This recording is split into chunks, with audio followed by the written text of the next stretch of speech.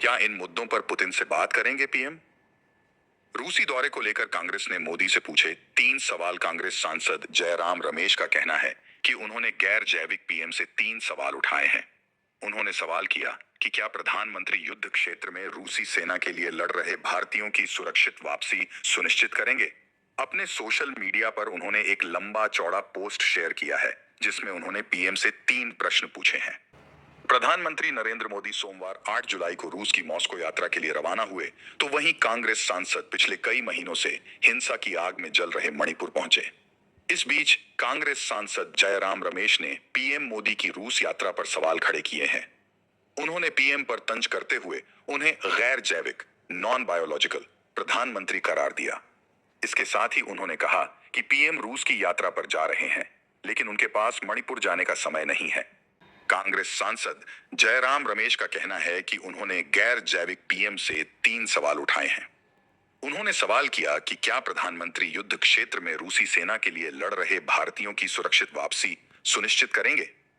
अपने social media पर उन्होंने एक लंबा चौड़ा पोस्ट शेयर किया है जिसमें उन्होंने पीएम से 3 प्रश्न पूछे हैं। कांग्रेस सांसद जयराम रमेश के पीएम से 3 सवाल। सवाल नंबर 1।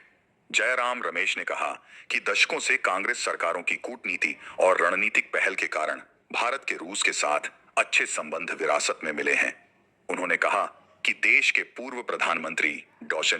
मनमोहन सिंह ने 10 सालों में भारत या रूस में व्लादिमीर पुतिन और दिमित्री मेदवेदेव, रूस के 2 राष्ट्रपति जो उनके कार्यकाल के दौरान थे, से 16 बार मुलाकात की थी। वहीं इसकी तुलना में पिछले 10 सालों के कार्यकाल के बाद राष्ट्रपति पुतिन के साथ पीएम मोदी की यह केवल 11वीं मुलाकात है।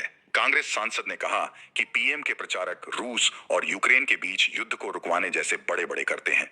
उन्होंने सवाल किया, क्या उनके कार्यकाल में दोनों देशों के संबंध उतने गर्मजोशी से भरे नहीं हैं?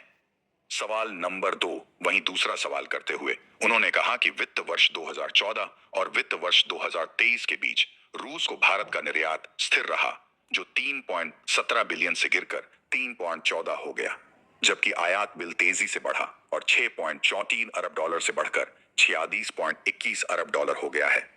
कांग्रेस सांसद ने कहा कि इस तरह का असंतुलित व्यापार लंबी अवधि में टिकाऊ नहीं है, साथ ही हमारे घरेलू उद्योग के लिए इसके हानिकारक परिणाम होंगे।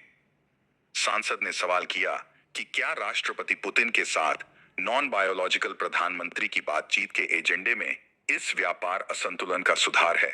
उन्होंने पूछा कि दोनों देशों के बीच व्यापार संतुलन को ठीक करने के लिए पीएम के पास क्या विजन है।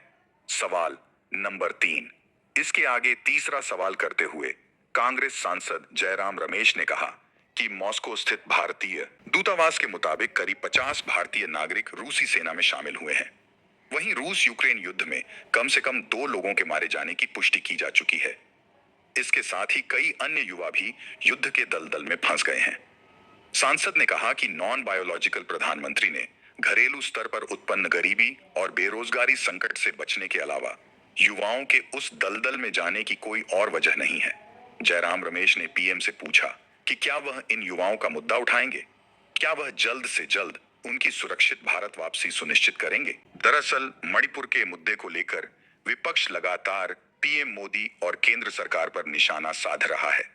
लोकसभा में भी नेता विपक्ष राहुल गांधी ने मणिपुर के मुद्दे पर सरकार और पीएम को जमकर घेरा था।